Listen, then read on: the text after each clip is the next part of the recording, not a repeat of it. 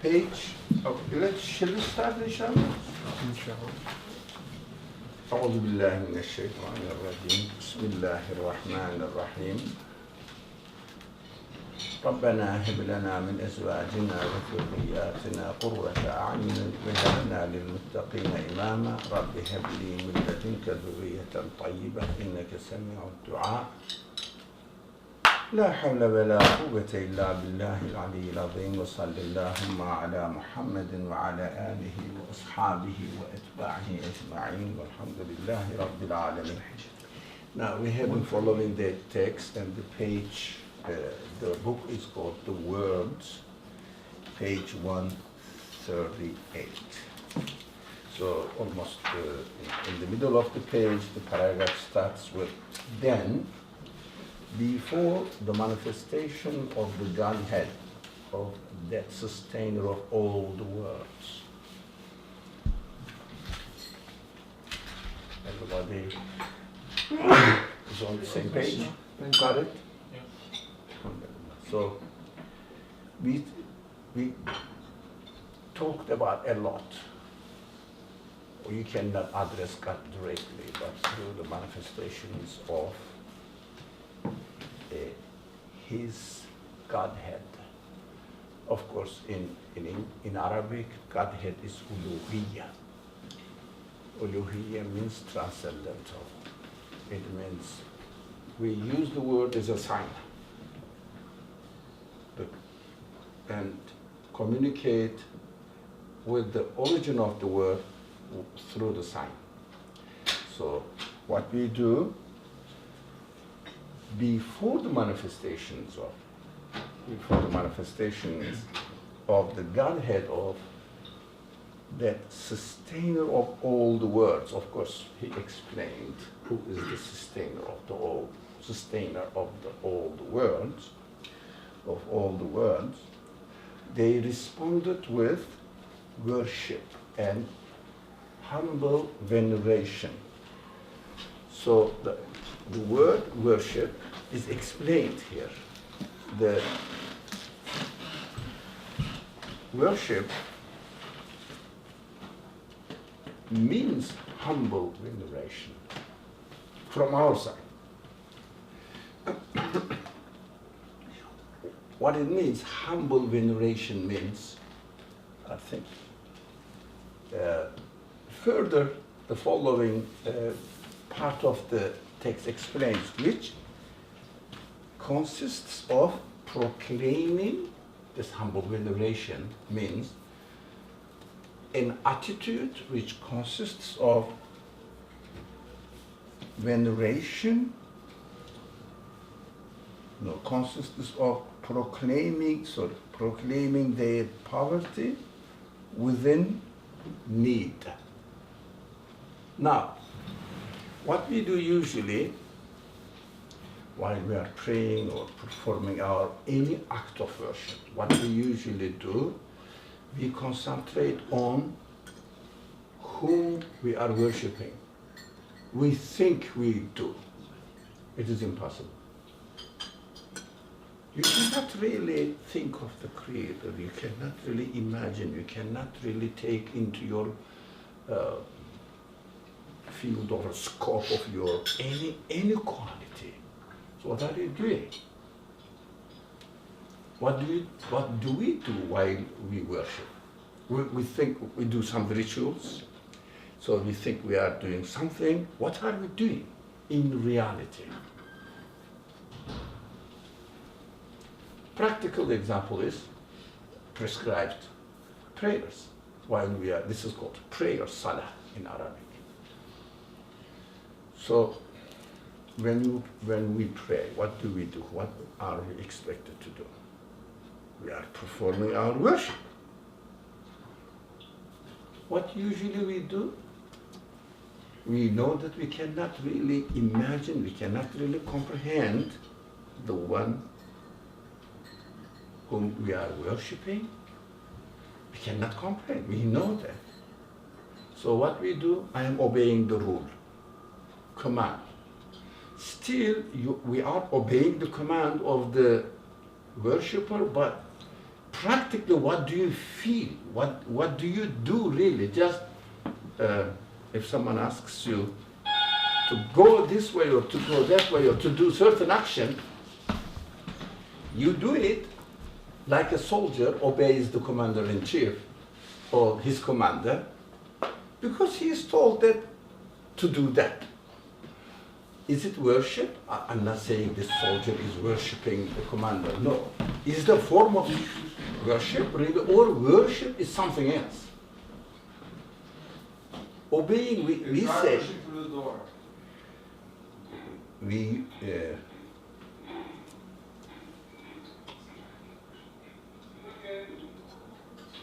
Got it?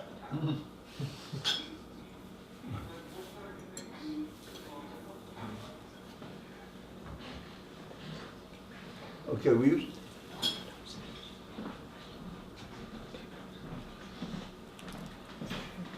Can we leave a note downstairs?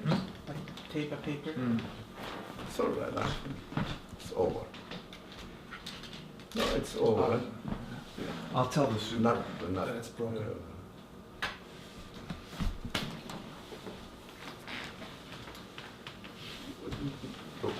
Does any of us like to share his experience while he's praying? What do you do while you are praying? In which atmosphere you are? Just, you are praying, yes. You are performing your prescribed prayers.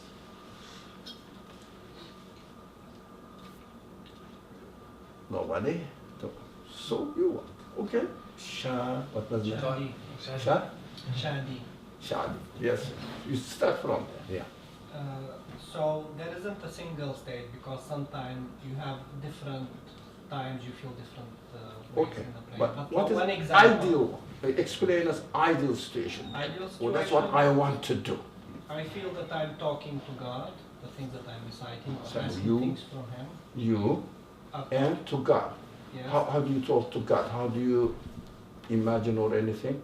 I imagine that what I'm reciting is addressing Him or asking Him for something, and He's listening and responding, hopefully. Sorry? And responding, hopefully. Oh yeah, responding.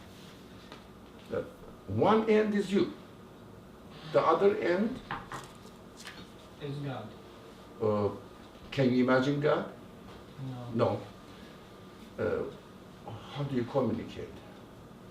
Where are you concentrating? Are you concentrating on God's side, or are you concentrating on yourself, or what? I'm concentrating, I'm trying to focus that what I'm saying in the prayer, I'm aware and conscious of it, not just saying it with my tongue. So I try to focus when I say Alhamdulillah Rabbil Alameen, that I feel that I am grateful to Allah. And then when I say Ihdina as-sirat al-mustaqim, I focus that I am asking Him to do that. So this is mainly my struggle or focus. You want to share your experience. Thank you. I would say that in an ideal situation, I feel very small. I feel very, very, very tiny in a very big world, and that I feel like I don't know. I just feel very small. I guess I feel like I'm almost non-existent. Good feeling. But let's assume that you were big. What would you do? So let's say, for example, you were as big as a galaxy. What would you do? I would still feel small. Too small, compared to what? To the vastness of the universe. So let's assume that the universe is so small, all right, let's say, like solar system, and in the solar system you are the sun. Would you still feel small? That's why I'm concentrating on, I'm trying to understand what do you mean by smallness, size-wise or No, what? it's not size, it's not physical. Okay, not size-wise, what is it then? It's like a feeling of I don't know, like humbleness, feeling very humble, feeling very Powerless. powerless. Yeah. It's Yeah. more an emotion than it is a physical. Yeah, nothing to do with the size. Yes, exactly. Nothing to do with the material No, situation. no. But, okay. Anybody else? Would you like? So let's read the sentence here, but when we read the text, we concentrate on the definitions, descriptions. So when the text says, they responded with worship, that is, sorry, no. They responded with worship. Oh, it is, somebody's mic is on, please. Echoing. With worship and, please, somebody's, Yeah, it's echoing on somebody's computer. so please make sure that your mic is off. They responded with worship and read and as, that is humble veneration. Humble veneration. So we need to describe, or we need to be, we need to make sure what humble veneration is. Humble veneration. It explains that it says, which the humble veneration consists of proclaiming their poverty within need. Their poverty within need.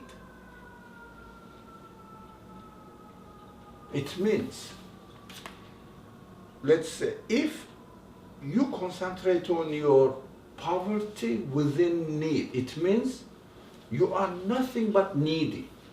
That's why I wanted to make sure that when you say I am humble, I'm very tiny, I'm very small, etc., it's not size-wise, whether you can be as you could be made as you are, as big as the sun in the solar system. And the universe could have been only in the form of a solar system. Bigness is, of course it is important, but in your worship, the universe is huge, huge, huge, huge, so what? Hugeness, largeness, bigness only shows they need to be created as they are. So, when it comes to our own experience, we have to concentrate on our poverty within need. What does it mean? Our poverty within need. For example, whether you are a very tiny bit microscopic creature or, let's say, a star, you need to exist.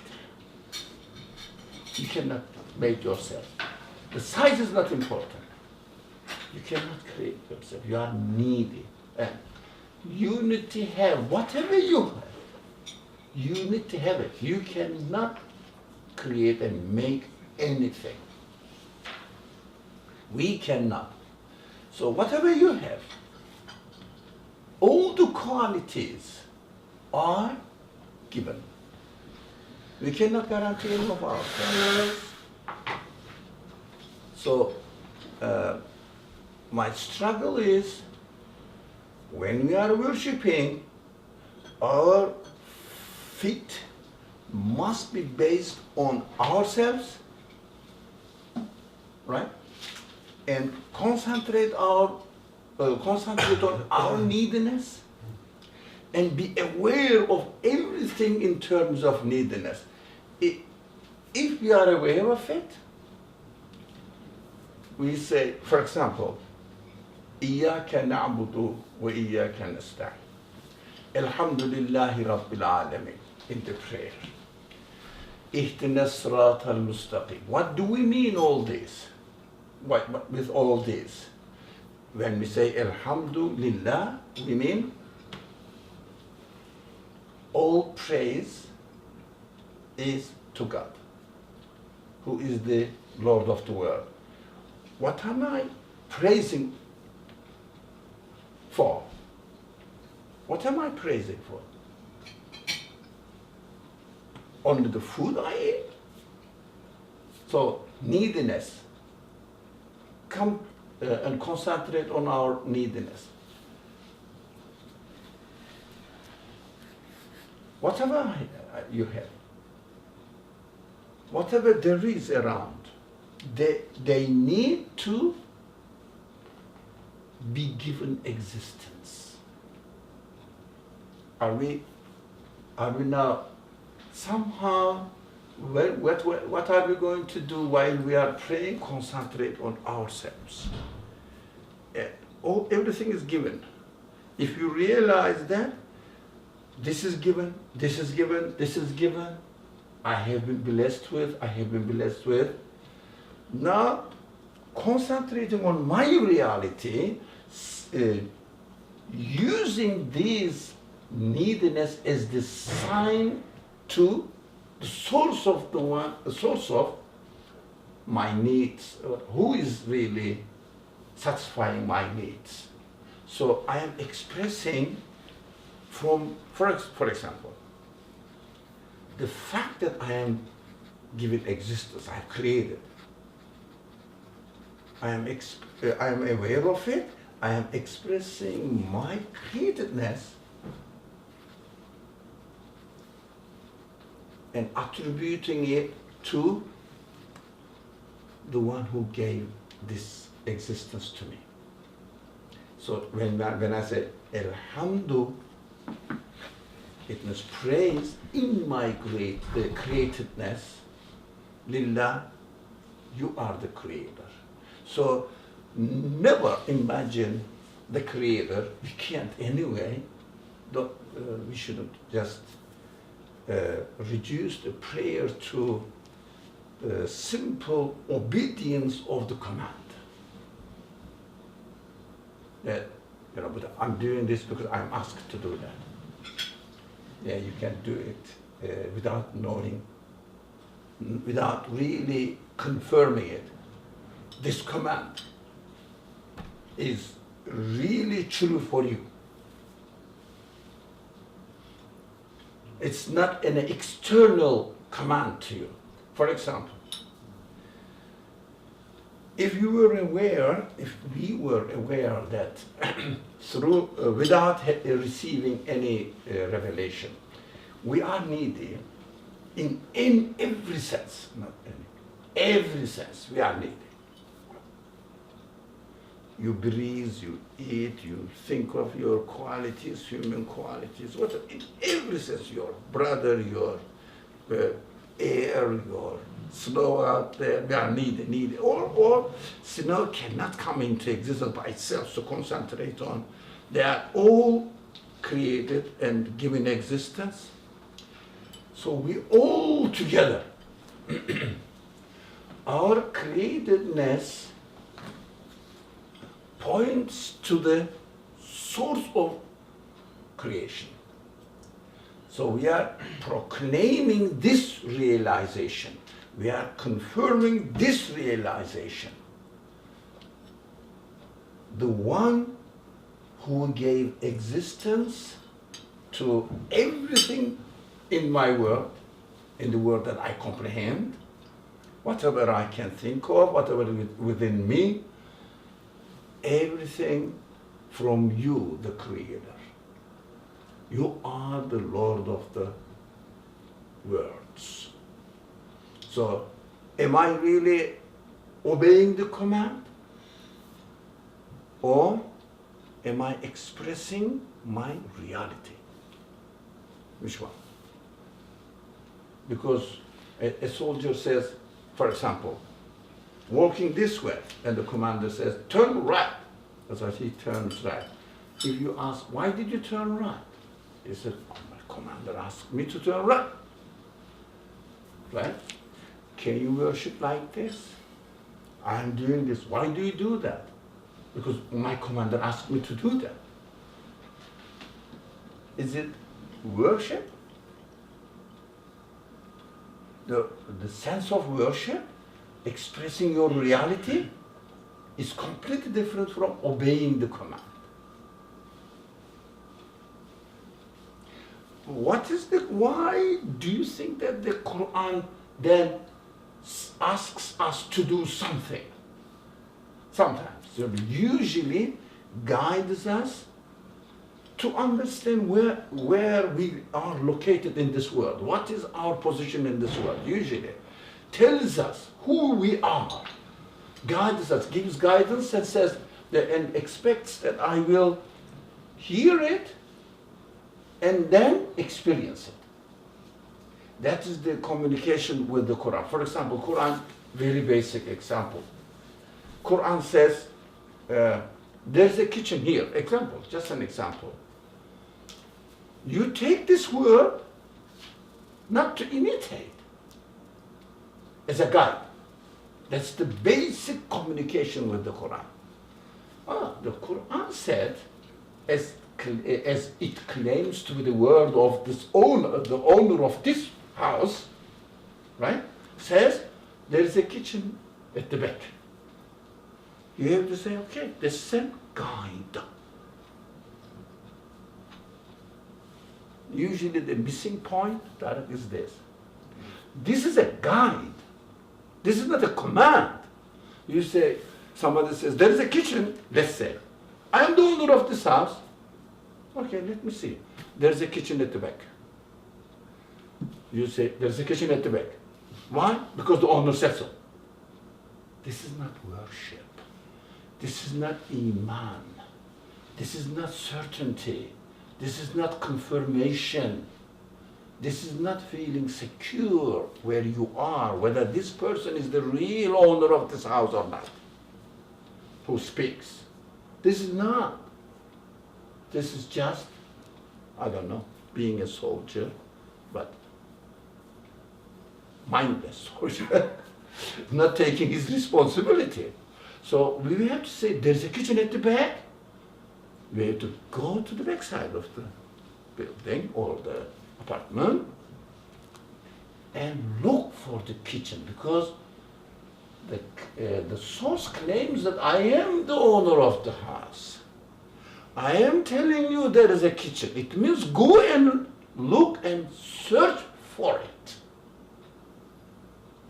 Use all your means that I have provided for you. So, since he says there is a kitchen, let's go and see. You go, and when we see the kitchen, we confirm two things. Yes, there is a kitchen in the building, and the one who speaks knows what is in the building, so it is the owner of this house. There may be a question. Somebody wants to ask a question over there, most probably. Yeah, there may be a question. But if he gives us a news about something that I cannot experience, you can. How? It gives the guidance how you are expected to search for it. It doesn't say, God doesn't say, there is an eternal life after you die, period. He gives hundreds of different evidence how the existence of the eternal life is possible, how we can really search for it, because the evidence doesn't mean that I can go and touch with my hand only. Through using all means that I am given, I am provided with. So use your human qualities, use your reasoning, use your emotions and feelings. They are all given to you in order to be used in your search for the truth. Now your turn. In this example that you're using as a metaphor, can we say that because the owner of the house is saying there's a kitchen in the back, that perhaps the point is not only just to go there and confirm the existence of the kitchen, but perhaps, again, if the owner is saying this, then perhaps the owner is saying, make yourself at home, use the kitchen, feel free to take what you like. That's another way of reading the text, but we are trying to confirm my relationship, how I should take the commands in the text, scriptures, my relationship with the commands. Now, particularly, your point is correct. Yeah, there's a metaphor. There may be a metaphor saying that there's a kitchen means really you are welcome. You can eat anything you want. That is another topic, don't you think? So because usually what we do, it is a very, for me, personally for me, it's a very complicated matter. How you communicate with God, my Creator. That is the core of worship. We keep saying that we worship God, we worship God. That's correct. That's correct. But let's analyze what worship is. Worship, what does it mean? What do we say? Usually, the simple approach is worship means obeying the command. We don't know. Because we haven't concentrated on, we haven't studied, we haven't made any research on it. We say, he asked me to do that, I do it. But how can you make sure that this command is coming from the right source? How can you really be satisfied with this command? And also, how can you be a human being while you are obeying the command? As a human being, you will feel as a human being, not a robot. Okay? Remote controlled robot. Turn right, turn left, and like a machine. You are a human being.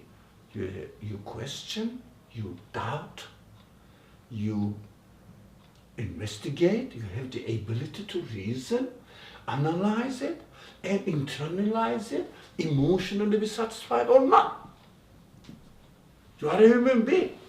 So we cannot say that سمعنا وأطعنا means we heard and we obey. As a human being, you cannot do that.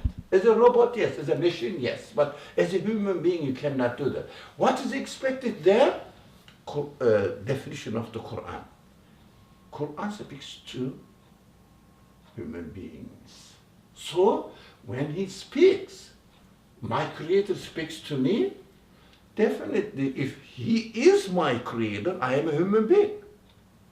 So, when he asks me to do something, definitely he asks me to do something as a human being. Right? So I have to take the language as a human being. My Creator, who has created me as a human being, cannot be asking me to obey him like a non-human being. It means robot. It is impossible, it's contradictory. So I have to put myself in front of the speech of the Creator. Well, you have to investigate it, whether it is the speech of the Creator or not, of course. If you are somehow satisfied with some evidence, with some signs that looks like consistent, this book looks like consistent. But let me search more. Let me benefit from its guidance more. So as we are investigating more, we should never forget that we are investigating the source. The Quran. Yeah, it's not working at all. I said, we It's not working? Alright, we're coming down. Alright, we're coming down. Can we, maybe we can leave a note, like you were saying. What do you think? sorry? I'm saying maybe we can leave a note, like you I think That's okay. it may not be okay. It may not be Maybe okay. closed. Okay. That's fine. Some people may not be happy. Because I think he Oh. talked to me earlier and then Oh, it's so cold. you don't want to. It's a short You break. guys can get me I saw that. Is that water? Hot water? Yeah. Yes. That's hot water. Just came out. Yeah.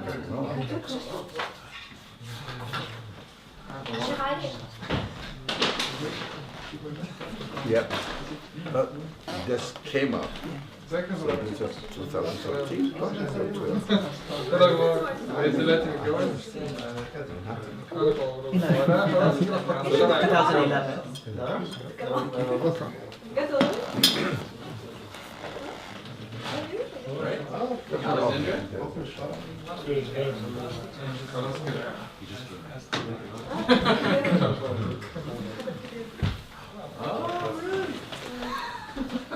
Look, it's all brew. It's all brew. Okay, guys. They need a break. They need a break. You remember this? Did you not notice that, bro? August? August. He was just funny. Into the question he was asking. قول لنا افتح عشان بعمل مش فestival. Truthfulness of the now, think of it in the context. Truthfulness of the message. And there are other ways of Truthfulness means the message correct. That is obedience means obedience. Okay. Any Yeah, it's okay now. It's okay. It's fine. It's good like that. no. Shahadi, I have a question. Two questions. The first question is, I mean, you were saying that we need to use our human qualities, our reasoning, So we have to use our human qualities and our reasoning, everything.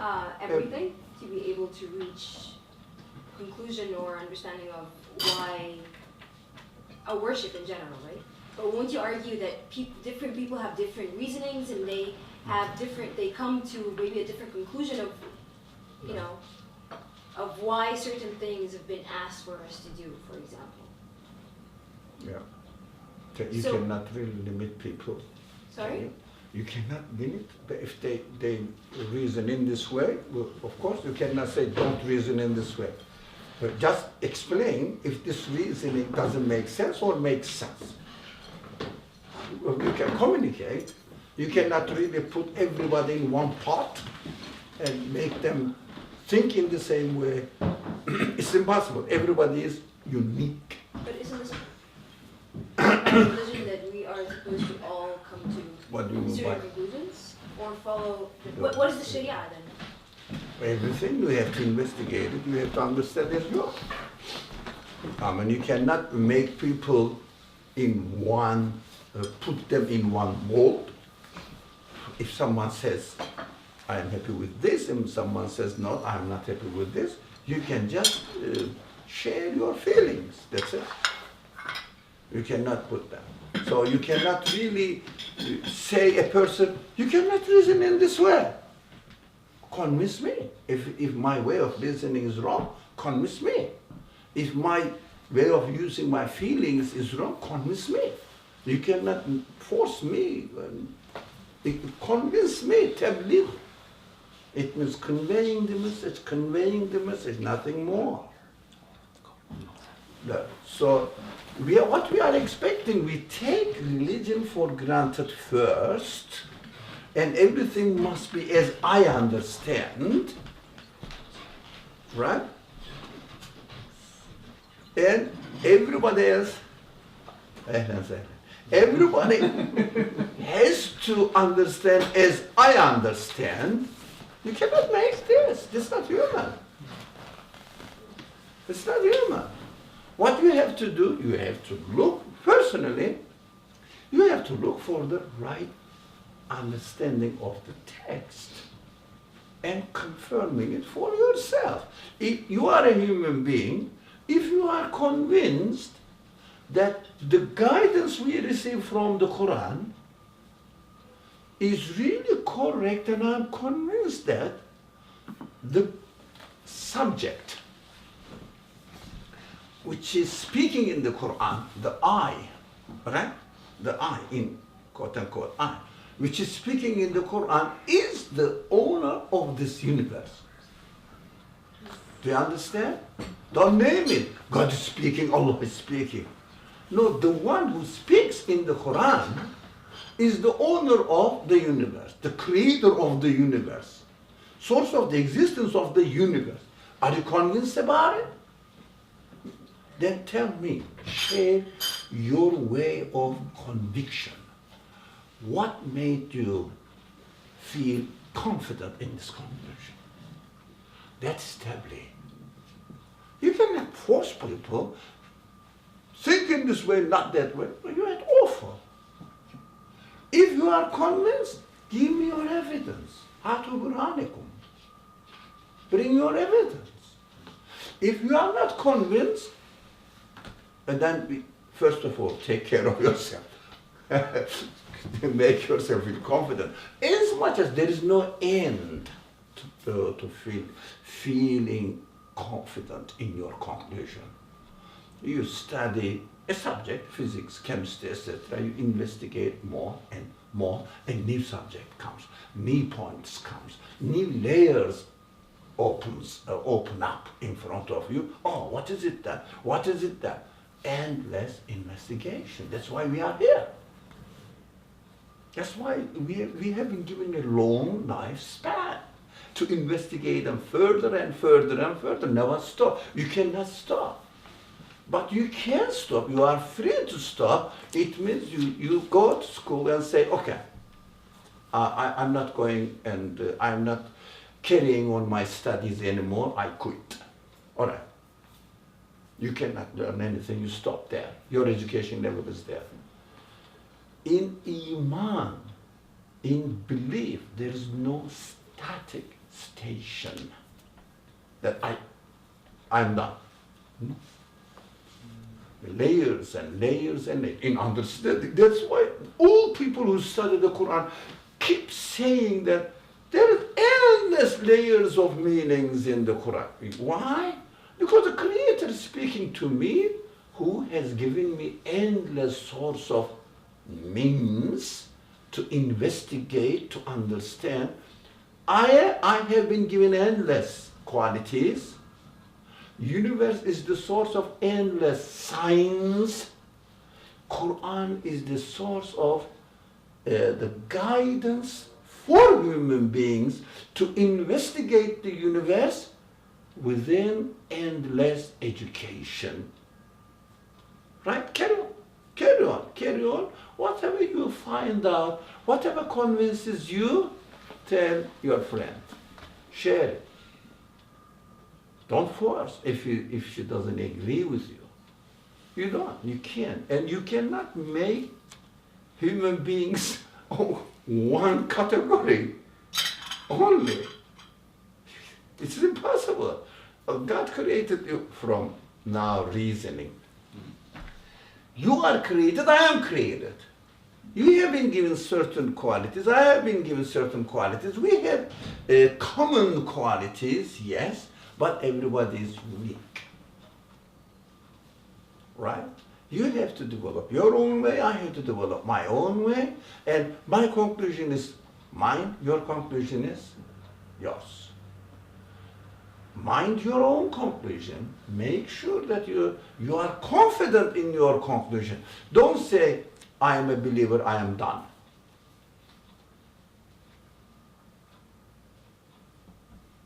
There is no end.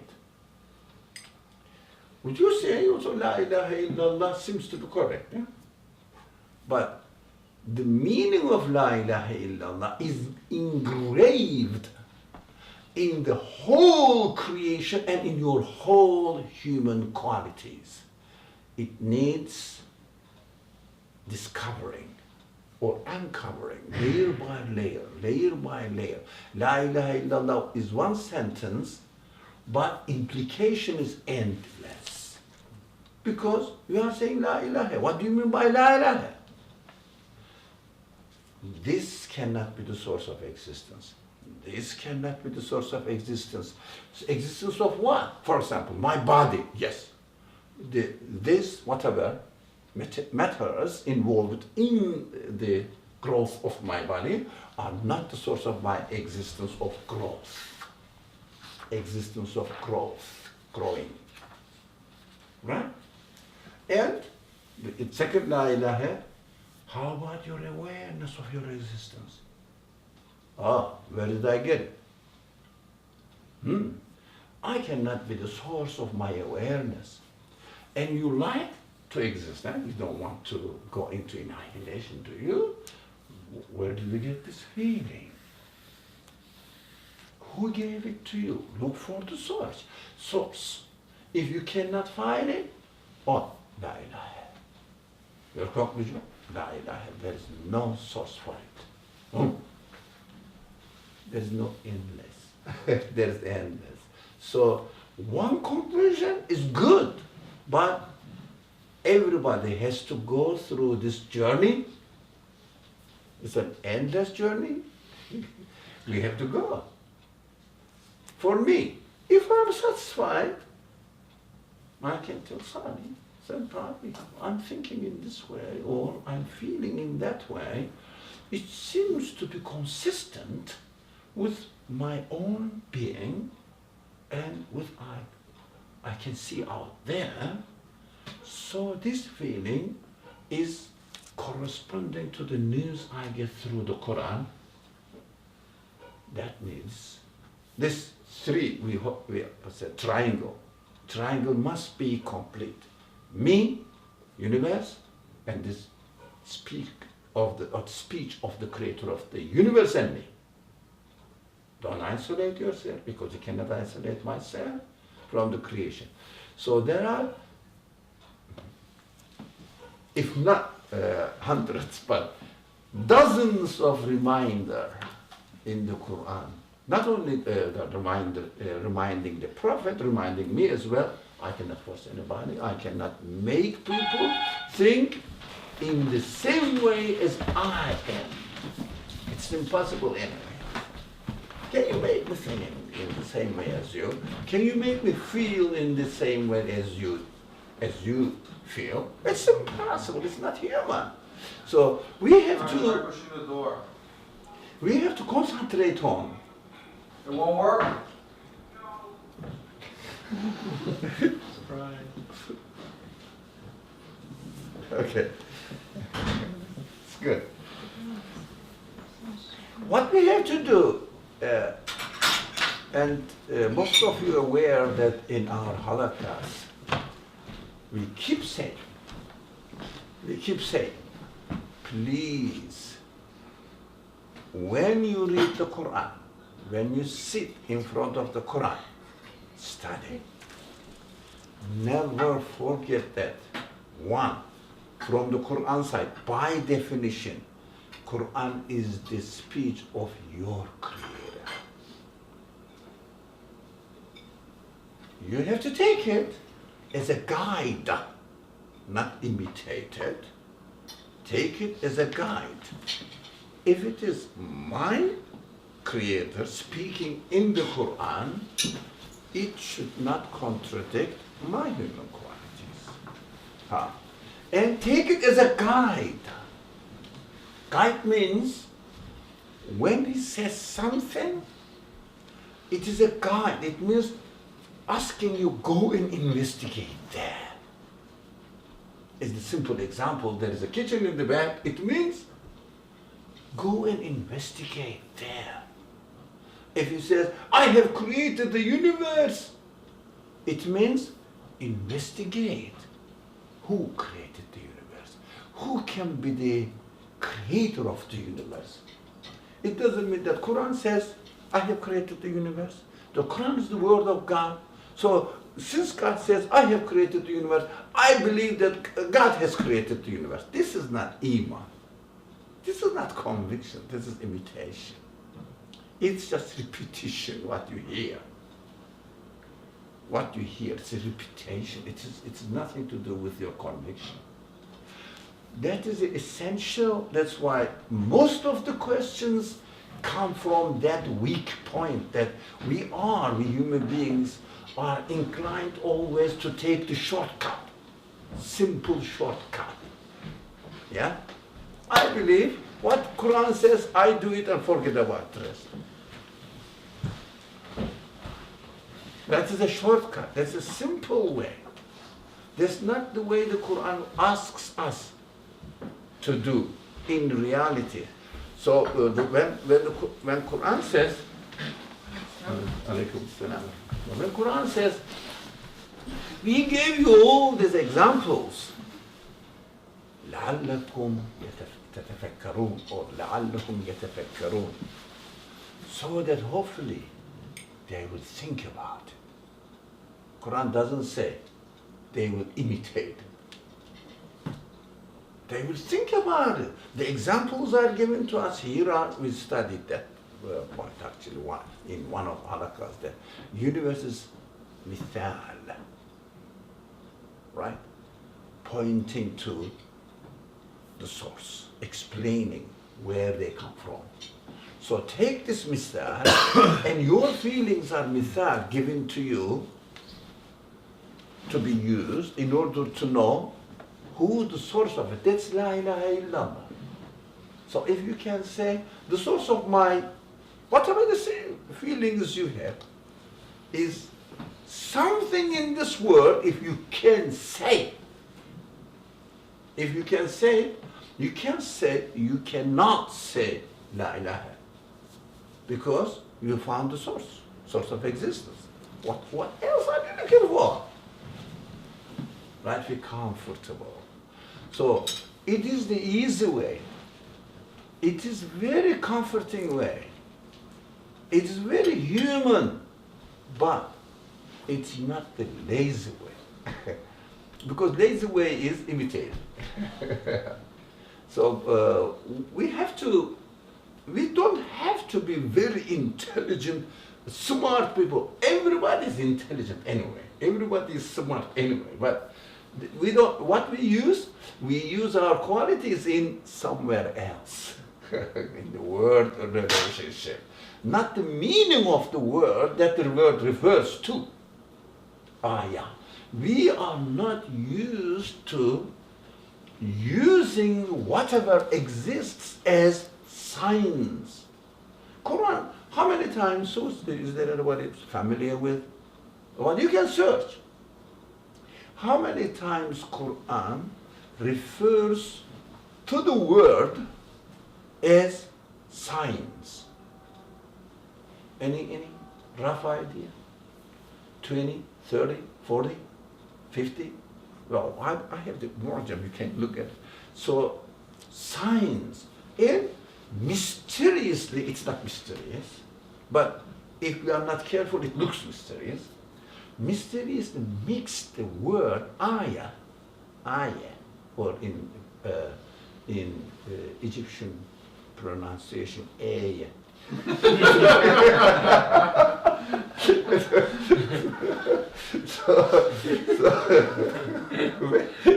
I like it, I cannot make it, but ayah in the Quran refers to the Quran and to the objects with the same word without changing it. Why? It's a beautiful combination. It's not really mind-blowing anything. It's no brainy. You can easily understand. The speaker in the Quran is emphasizing that either I speak to you or I create something out there for you will function in the same way. You have to take them as signs. Right? Signs are, by definition, to be used to find out something that they point to. You cannot imitate sign. You have to discover what they are pointing to, the signs are pointing to. So, equally true, if you see any object in the creation, equally true, it is a sign. If you like, for example, did you like the tea? You enjoyed it? Yeah, how about brownie? How about brownie? Brownie. Yeah. Yeah. Did you like it? I So, saw. it is a sign. You have to use it. What is it telling me? This liking, this enjoyment. It is a sign.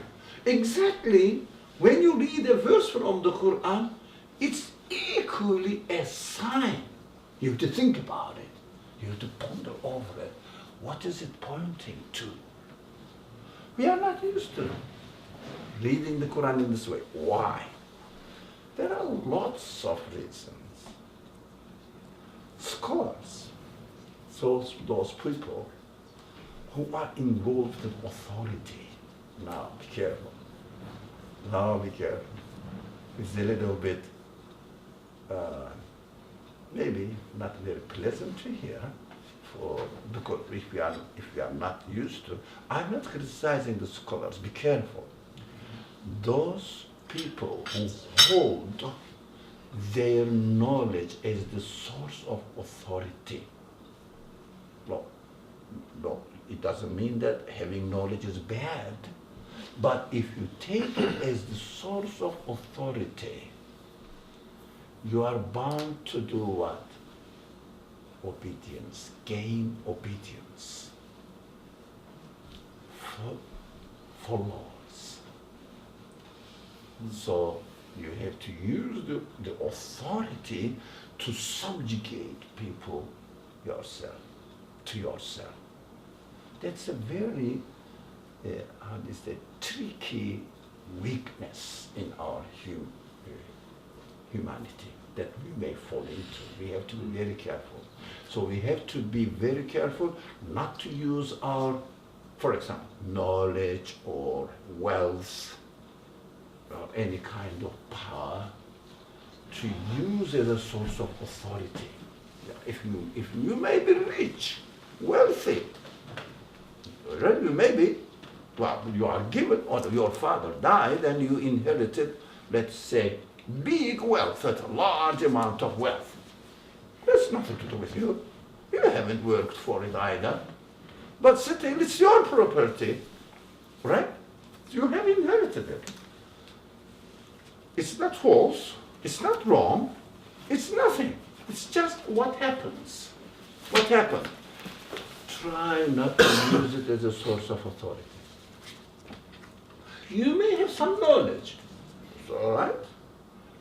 Try not to use it as a source of authority. If you use it, what you do, you expect people authority turned as a source of authority now. You tend to expect obedience, blind following. So the blind following requires you, necessitates that you will ask people to follow you blindly. Right? Blindly. That's what's happening. That's why if you like, people in general public, common people, are not encouraged to investigate. Historically, in any tradition, they are encouraged to, Obey. sorry, Obey or to Obey. follow others. follow as they are taught. As if they are, because they don't have knowledge, and if you don't have a knowledge, they treat you as not a human being now, robot. Come on, why don't you encourage me to, I am a human being. Why don't you encourage me to be a human being? Why don't you show me the way to investigate into the matters that I, as a human being, I must be interested in? Why don't you really stimulate my, for example, sense of research, sense of wonder? Why? Why do you just make me a follower because of political reasons? What is the political reasons? To keep people under one authority, right? So that have a community of what? Muslim community is not a farm. Shouldn't be. Quran never says this. Community means human beings. Every individual in the community is equal to the whole universe. That's the teaching of the Quran. Quran says you are equal to whole universe. I made you the best creature. Who are they? Adam only? You and me. You and me. Why God says I have created you in the best form? Every human being is created in the best form. Why do you treat me and why do you encourage me and, if you like, give me a way that I have to follow them, I have to. Rather than a free thinker, free investigator, because there are considerations. What are these considerations? To keep the community under control. The authority is mixed there. Power, administrative power, combined itself with knowledge power. So, so-called scholars, yes they are, I'm not saying that they don't know anything, scholars were hand in hand with kings, sultans, dictators, authorities. That's what's happening historically. That's why we became zombies. Yeah, that's reality. It's not true only for Muslim community. Historically, there are exceptions, of course. It is absolutely to me true for other religious communities as well. Follows. That's why we have to encourage people. Have you thought about it? Have you used your human qualities? Have you questioned yourself? Have you questioned the objects that you are in touch with? Have you really read the Quran as a human being and saying that my Creator supposedly speaking to me in the Quran? Let me see if it is my Creator or not. But people cannot manage with this. It doesn't mean that because people cannot attend the university course, they shouldn't attend the primary school. But you should encourage them to attend the primary school or preschool and the primary school and the high school and the college. Right?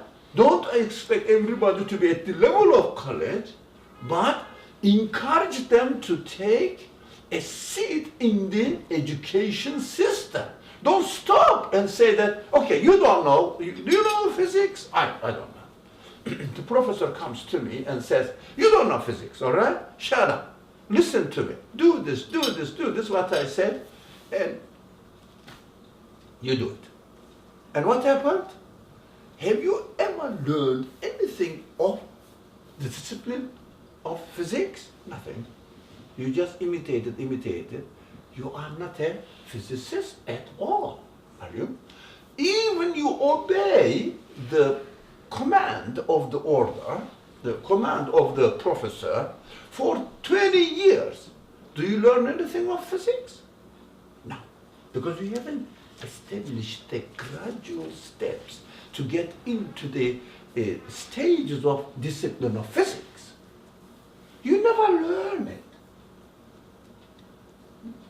How can you be a believer and say that I am a believer by following somebody without learning anything? Imitating, by definition. Imitating. You are doing something because the scholar told you this. An authority told you this. You are doing something else because the authority told you this. Because the authority told you this. Can you become a physicist?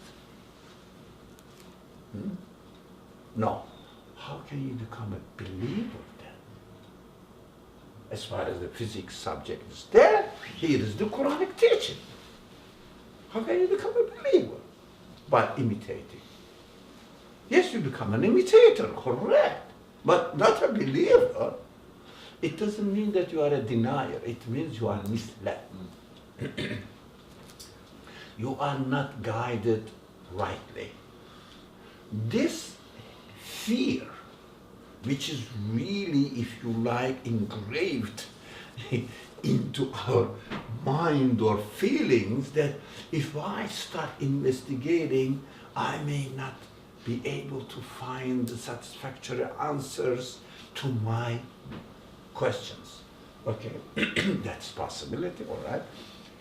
If you don't have the satisfactory answers to your questions, by not questioning it, is there any way that you become a believer of that subject? Is it possible? What are you doing then? Are you a human being or what? That's what the scholars or shuyukh have to do. Encourage people, take religious matters seriously, start from primary school, year 1, okay? Grade 1. The second, the third, carry on. Otherwise, don't imitate me, because imitation doesn't give you any virtue. It's dramatic, eh? That's reality, but unfortunately, we love people to obey us, follow us, and to keep the community ties strong. But yeah, like, you can really lead a herd like this. Not a human community. First. Yeah, I Yes. had a question or a remark made, and I think people who grew up in Muslim or in the Middle East or Muslim areas will relate that, you know, we grow up and we are taught that we have to believe, and then you never reach that stage of I have to question, because if you question, it means you're disbelieving.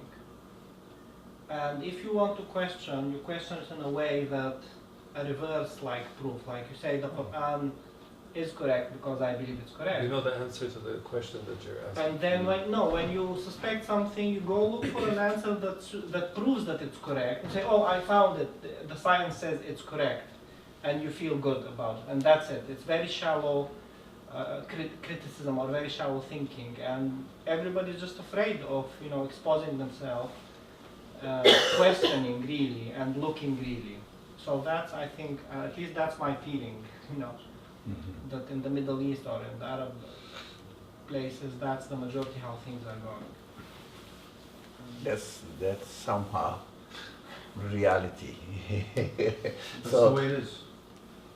No doubt about it, that's just the way it is. So we have to, I mean, as far as we are concerned ourselves, we have to give an end and start the education from the first year. Yes, we have to open up. we have to take the Quran seriously and start. Again, we have to, if the professor asks me to do something, and I can really benefit from him, but I have to come up with my own conclusions. So I'm expecting the professor to teach me at my level how to come up with my own conclusion. Right? So that is the professor. If the professor says, you don't know and listen to me, it's not a professor. It's not professing anything. It's not teaching anything. Right? It's just being the authority next to the king. It means, king means the central power in the administration. So a part of it.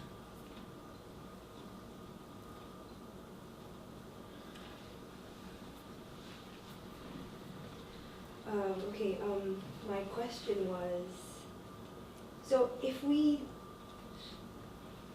how do you create societies then, if you don't create general rules for people to follow? No? If you leave it up to them to,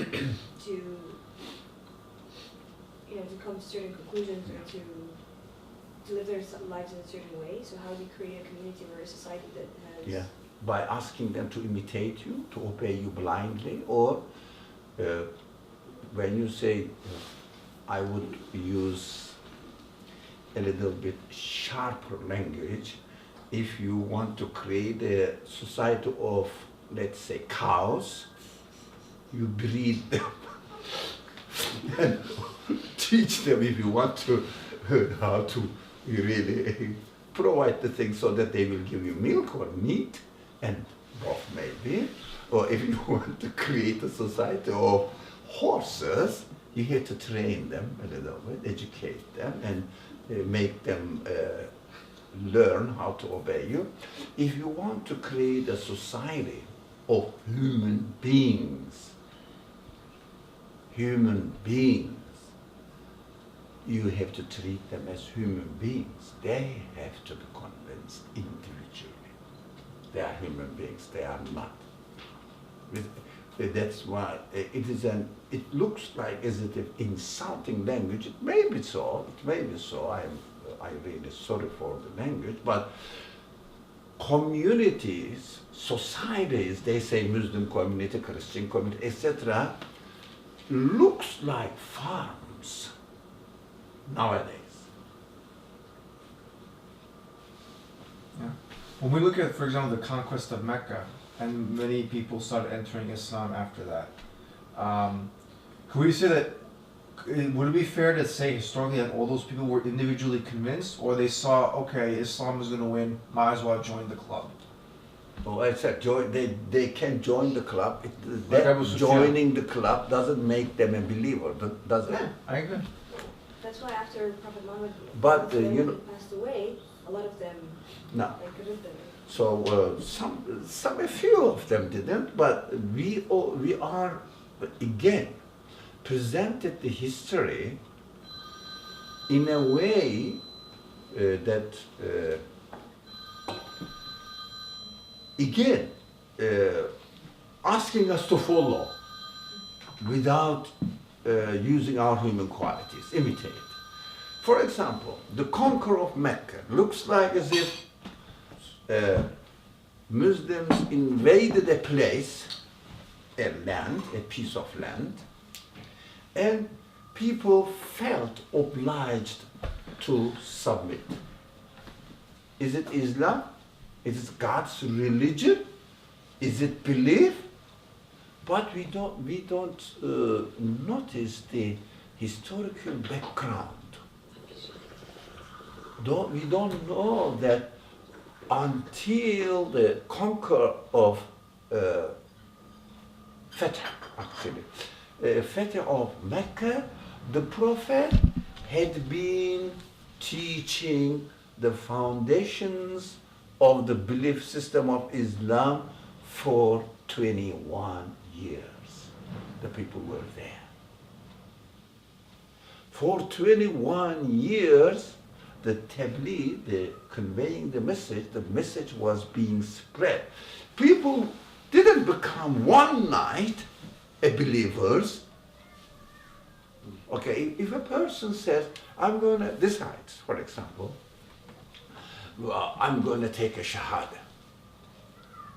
Oh, mashallah, did you? Yeah. So did you decide? Yes, I'm comfortable. All right, come to sit in front of an imam or somebody and say that ashhadu, ashhadu, repeat what it says. But it looks like if you ask this man, this person, most probably women anyway, in America. So if you ask this person, he will say, I took my shahada in 2013, right? But if you speak to him, when you took your shahada in 2013, how long before this year, that date, had you been investigating whether Islam is true or not? You know, when my interest started when I was in high school, blah, blah, blah, you find out 3-4 years, here you are. Eric, you speak. So, your experience, you didn't wake up one day and say that I'm going to the mosque and make my shahada. So, is there any way for any companions of the Prophet did in this way? It means one day woke up and said that, oh, Muhammad is a good guy, you know, I have to follow him.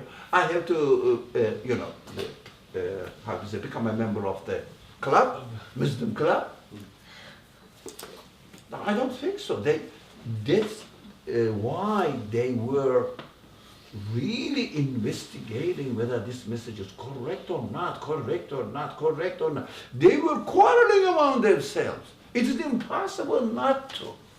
If there is a new movement, and this movement is really attracting your attention, do you go and suddenly become a member of that movement, or read some literature about it and go and Google it nowadays and speak to your friends and discuss the matter with your family?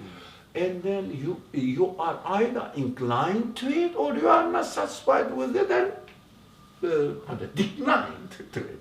So go back another way and become fight against it or fight for it. That's your choice. But you go through certain years and not only 1 year. That's why if you really think about the history that the Prophet Muhammad ﷺ experienced, 12 or 13 years in Mecca, right? How many people embraced Islam? Some people say in Mecca 150 families. It means maybe 200, 300 wives and husbands. Some of them, not all of them wife and husband together, but some of them only wife, some of them only husband, some of them both. And they maybe some, grown-up children joining them as well. They migrated to Medina. 13 years, 100 of them. Let's say 200 people. Let's be generous, 300 people. How about during the, let's say, Mecca conquer, how many men joined the army? That is fixed, 10,000. Where did they come from? Suddenly, the number increased itself, or gradually, people joined later and later and later.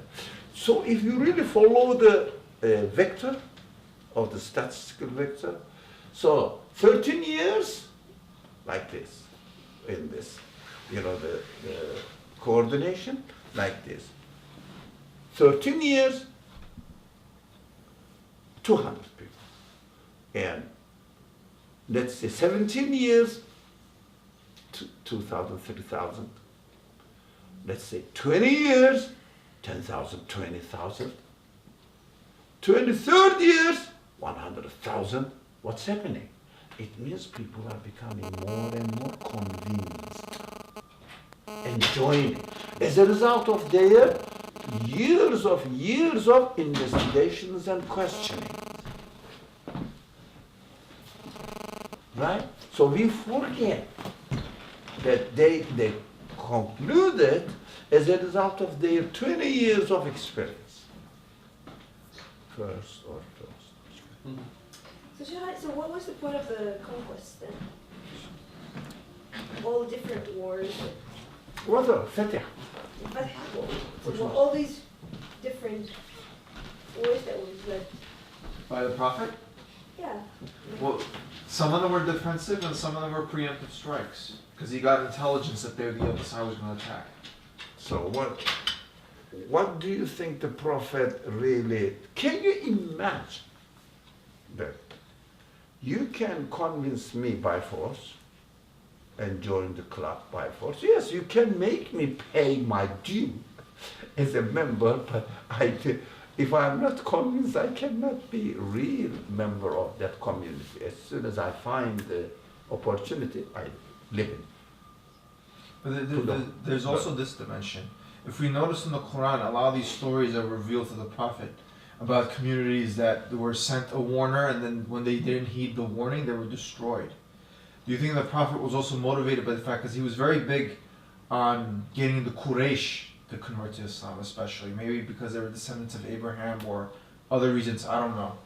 But maybe he felt that if they did not pay heed to the message, they themselves would have been destroyed as well, like the other communities. And he was actually motivated by the fact that he wanted to prevent that. That could also be a motivation on his part. In the beginning of the message, we see not most crash. We see poor people, slaves. But the prophets reprimanded in one instance because some big Qurayshi nobleman, I think, he was talking to. A blind man came and he turned them away. That's what we have to learn. That's what's the guidance. It means we should treat every human being equally. No with social status or equal. We should treat equally. That's the training, the guidance for us. I agree. The idea of people gradually joining the Prophet sallallahu alaihi wasallam and his message due to being convinced of the Prophet's message. This is an ideal state you're talking about, right? That it went from 300 to whatever number it went up to because of conviction. Because it's not everyone. Because people also join out of worldly, material benefit. And the Prophet also has to deal with them or interact with them and perhaps encourage them, try to convince them. Would you say that's correct? Now, incitements are different from making somebody blindly follow you.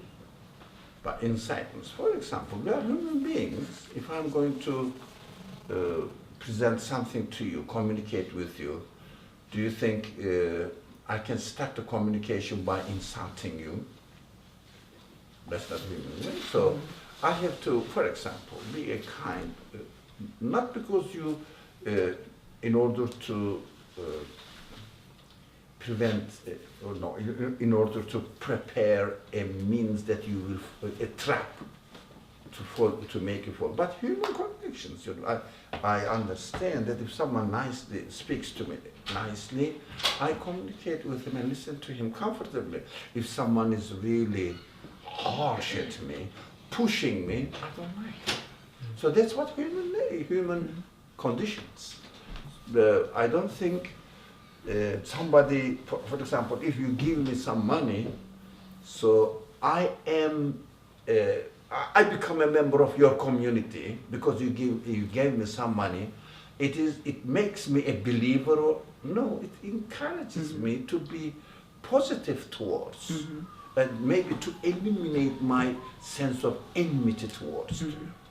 That is nothing more than human relationship, human weaknesses. It doesn't mean that I should become a member of the Muslim community without being convinced. No one. At my level, you have to convince me. At my level, for example, if you are teaching me mathematics, so which class I am? I am in the primary school. You have to convince me that what you are teaching at that level, so that I will be convinced and carry on at that level. Don't teach me at a college level. So then That's it's the question. part of the human condition, though, if someone is a leader,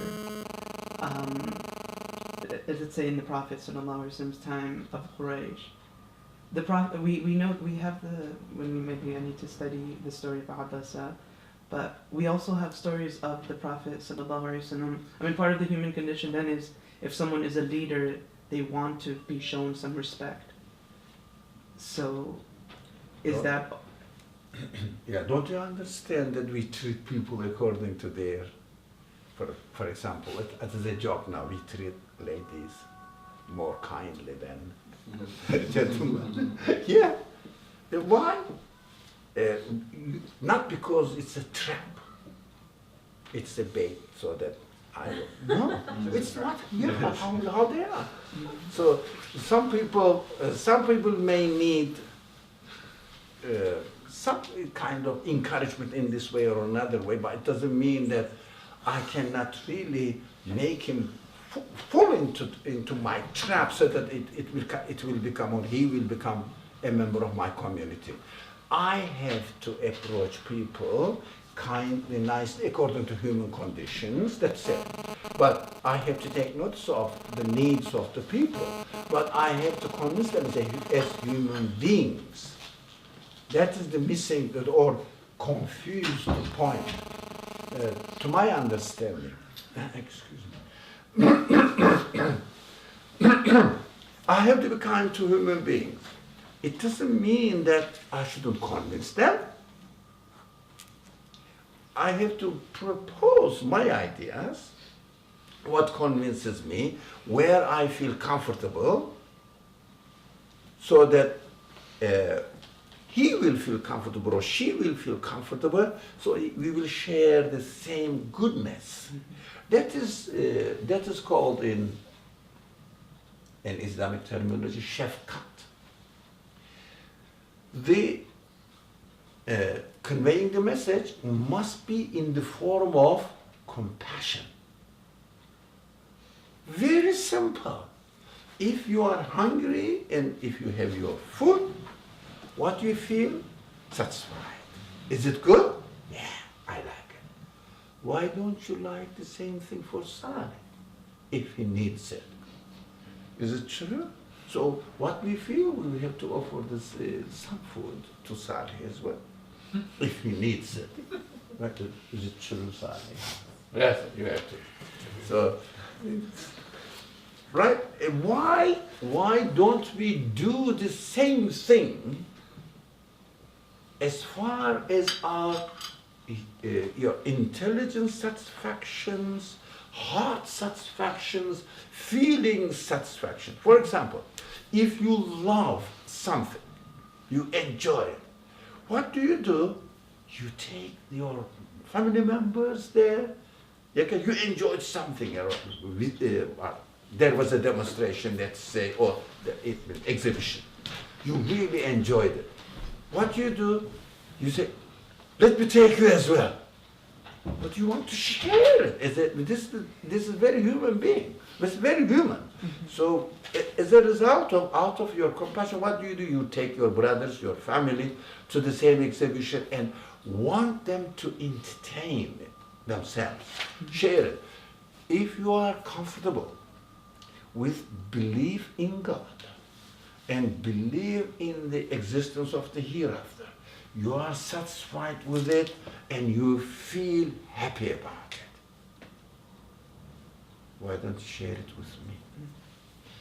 The same thing, that's very human. That's what you want me also to have the same comfort.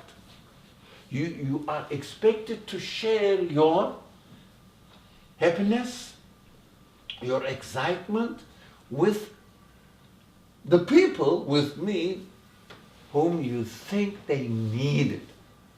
That's why we have to convey the message, to share the happiness, to share the human comfort with others, not to convert them to missionary activities are very, very misled. That they are very misused. Missionary activities are based on, by definition, conversion. What shall I make that I will convert you to my community? I wouldn't say religion, community. These things they are calling you is not their religion, their community. And mostly based on material, worldly benefits, political maneuvers. Right? Do we understand this? So missionary activities are wrong. But at the same time, if you feel so comfortable and blessed that this life is not going to end when I die, that will be the beginning of the happiest life in my existence.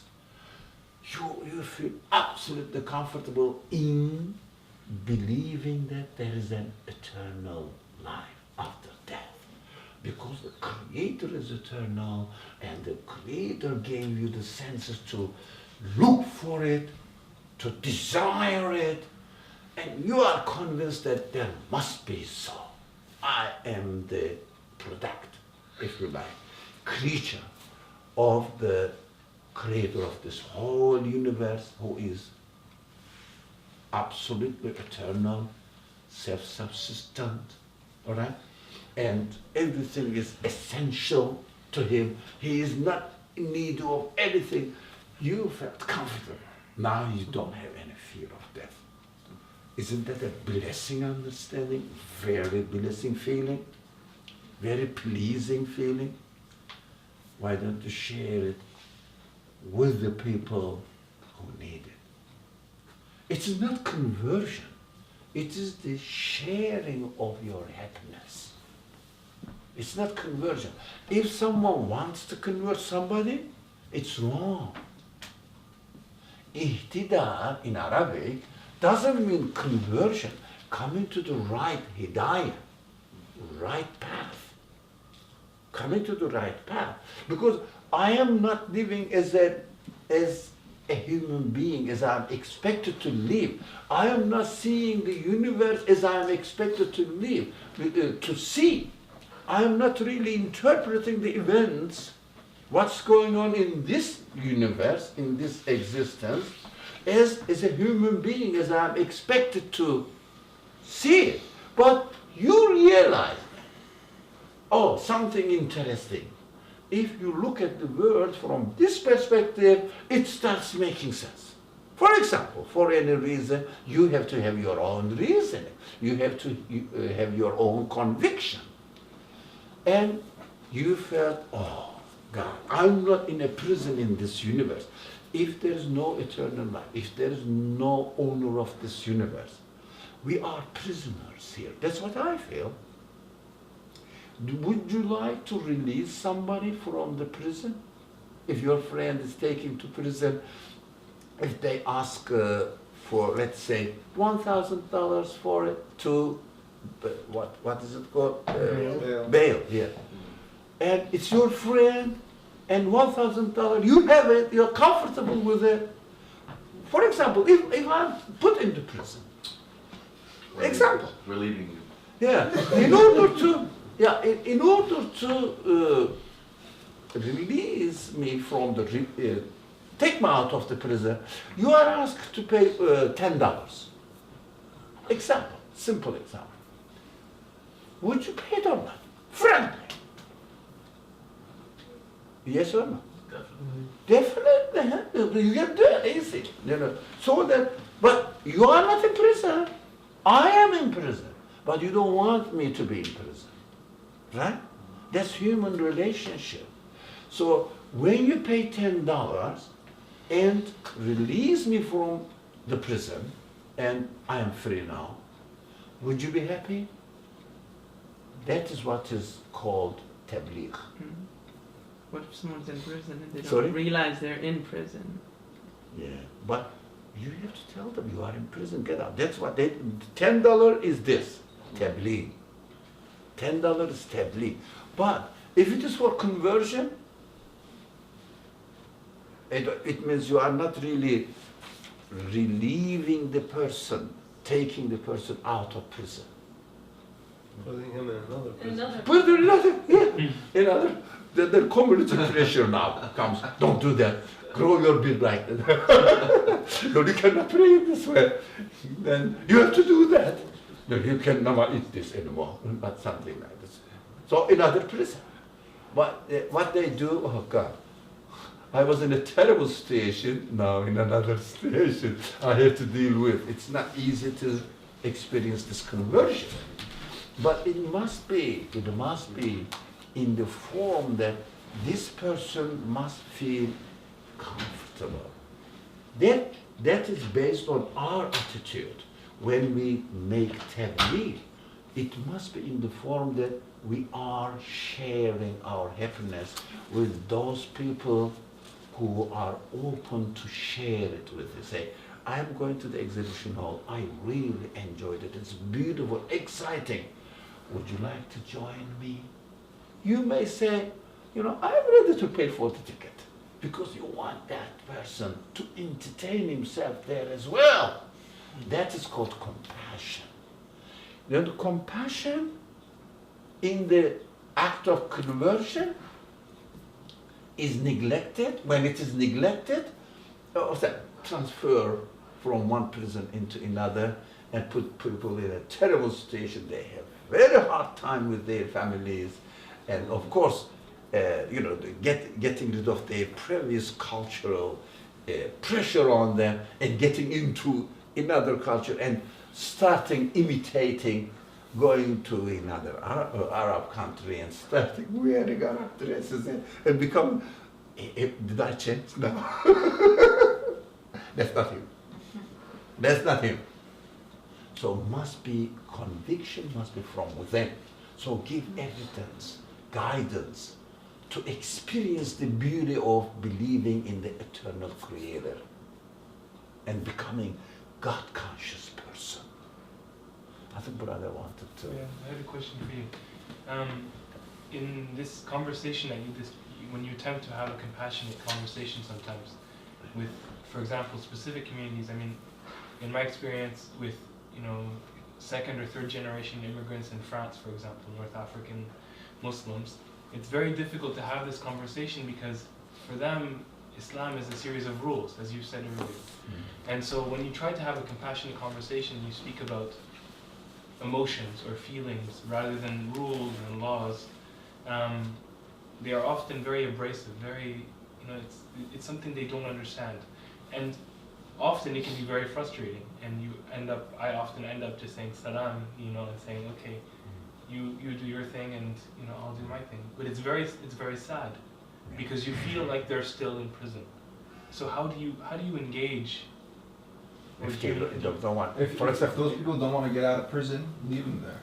So, but you cannot help. In the example, simple example, I know Salih is hungry. He needs some food, okay? I have the food, but I want to offer the food to him. But he doesn't say, I'm hungry. He doesn't accept that he's hungry. What shall I do? Shall I hit him? Shall I beat him up? Or what shall I do? I said, okay, I will look for an hungry one. So that's why tabligh is to be made to those who are seeking. That's why, are you familiar with the Quran teaching us, of course, first the Prophet, and then don't push people. We created the communities. How many verses? We can study one day. We created the communities, different communities. If we wanted, we would have created one community.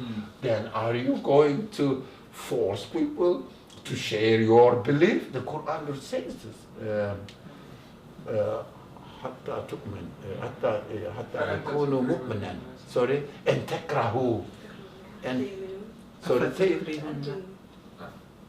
أفتكره الناس حتى يكونوا مؤمنين. Again, what is the translation? If تكره الناس حتى يكونوا مؤمنين. It's beautiful. Are you going to force people, coerce people until they become believers? You can't. So look for, you don't have to speak to the third generation of Algerians and Tunisians in France to listen to you. If they don't want to listen to you, do you think there are only those people? Speak to people. Just I was waiting for how do you say, car inspection. You know, you have to wait in the mechanic shop. So there were two people who were having nice, friendly conversation that I had some problems with my leg. If you don't mind, I will just stretch my leg, okay, or something. Can I sit next to the radiator where it was a little bit better conditions? And then we talked, and I spoke somebody on the phone, and they said, "Oh, which language you use?" There were two people. We were three people. Believe me, by God, wallahi, two of them took the Quran internet download, the Quran translation, or into their iPhones, and said that we are going to study the Quran. Just Whoa, by whoa, whoa. I don't know. What did I do? Nothing. Kind, friendly. They were looking for it. They were ready, but they didn't know.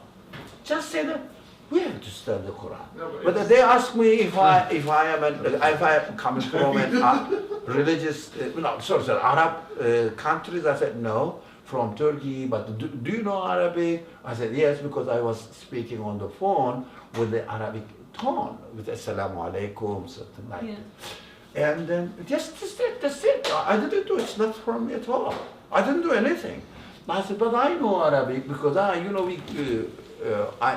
studied the Quran, and the language of the Quran is Arabic. I'm interested in, so I want to understand what this Quran says. It's an amazing book, etc.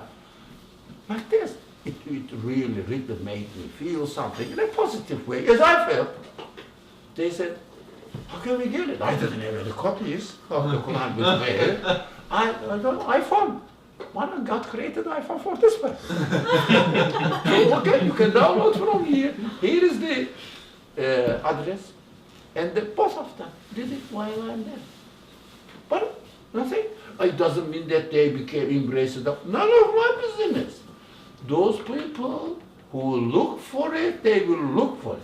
Those people who feel that they are satisfied with it, it may be me too. If I say, I'm very satisfied with Islam, don't try to tell me anything more, because I'm done. I'm a member of this club. That's it. That's it, I pay my due. Especially when you pay some money, that's it, to the mosque, that's it, you are saved. That's so comic, Anyway, what's happening? So if I'm not ready to listen to anybody, you can teach me. No one can teach me. Even the Prophet can teach me. Because I'm not ready to listen to anybody. I'm not ready to open up myself. I have to be open. If someone says it's a beautiful thing I have in my religion, let's say in Christianity, I would say, really? Are you satisfied with it? Huh? Yes? Then please tell me. What is the point that you are satisfied with it? No, the Christianity is wrong. Don't tell me. I have to open and listen. you can really get some lesson from it. You can learn a lot of things from it. If it makes sense to you, it is yours anyway. If it doesn't make sense to you, any subject related to Islam, it's not yours. By saying, no, I'm not denying. But you are not satisfied. Your heart says no. Your tongue says yes. What are you doing? It's not belief. Belief means human conviction, human confidence in one conclusion. Human means everything. Your mind, your heart. It may take some time. It may happen gradually. But it takes some time. That's correct. We are human beings. You don't learn anything at once, which is very obvious. But we have to be open ourselves and look for open people. And share the truth as you are convinced. Don't ask me to become a member of a club of a farm. That is important. You may increase the number. Yeah, okay? You may be proud of saying that we are 1.2 billion people in the world. All right. Trust me, nobody's proud of anything. So, okay, for example, a Catholic may come up saying that only Catholicism in Christianity has more number than you. Huh? But they are wrong. Why? It means number has no value. So your truth is, man, we couldn't finish worship. What worship? Sorry? We can finish. Okay. Finish if we can. But it is this man writes. It's a very tricky or sneaky, if you like. Puts the word there in a way, if you don't really question, you don't understand. But it seems to be very simple. Look at the sentence, read the sentence from the beginning now. Then, before the manifestation of the Godhead, of that sustainer of all the world. Look at this. Starts with manifestation. It doesn't say before Allah. No, not before Allah or before God. You say before the manifestation. Yeah? Which is this world. Yeah, manifestation of the Godhead, of that sustainer. So the Lord manifests its Godhead, Uluhiyyah, in this world, and this manifestation is in front of us. Right? Now where is it going now? All the way. They responded with worship. Now, we see the manifestation, and human beings are expected to respond back in worship. So what is worship? In humble veneration. We said and are to be read as explanations. That is humble veneration. Humble veneration. What does it mean? Of course, humble. I am very small or very little, minute being. How can I claim anything in this world? No. Which consists of proclaiming their poverty within need. So the need is the key word. Based everything on need. Are you in need of what? You answer. Yeah. I am in need. I am not in need of what? How do you say? I am not in need. No, I am in need of. What am I not in need of? What am I not in need of? I am in need of everything, every moment, every second. I am in need of everything. You cannot say that I'm not in need of something for that moment. Everything needs to be created. Everything needs to be given existence. Not only your material being, your body, everything. So be aware of this. So the poverty within need is the source of realization of your reality, who you are, before the manifestation of the Godhead. Godhead, divine being, who is the owner, Lord of this universe. Look at the combination. Yeah. Look at the formula. It's very, very real for us. But we usually shortcut. I'm worshiping God. Shortcut. That's what the main subject was today. No shortcut. I'm worshiping God. What do you mean? Ask yourself, what do you mean by worshiping? That was one point. Another point we said today, that we shouldn't really obey the rule by obeying, thinking that this obeying the rule is worship. You have to obey the rule, but this rule is a guide for you. You have to confirm. Not blind obedience is not worship. You have to confirm it. In your confirmation, you will find your sense of worship. So, and again, explaining further with the prescribed prayers, which are the summary of worship. So, summary of worship, our prayer is our prayer. So when we perform our prayer, it must be the summary of this act of worship explained above. So don't really try to imagine anything. Just within your, just through your poverty, in need, within need, you are just in front of the manifestation of the divine qualities of the Lord of this universe. That's just experience. Turn it back, responding. Turn it back. My existence is from you. My deeds are met by you. All the things around me are by you. I admit that. I confirm it. I am confident about it. If we are not, think about it. That's one definition of worship. One sentence. And then we have to stop. So if you want to make a more comment, question, anything? Bismillahirrahmanirrahim. Subhanaka la ilma lana illa ma 'allamtana innaka antal alimul hakim. Wa akhiru da'wahum alhamdulillahi rabbil alamin.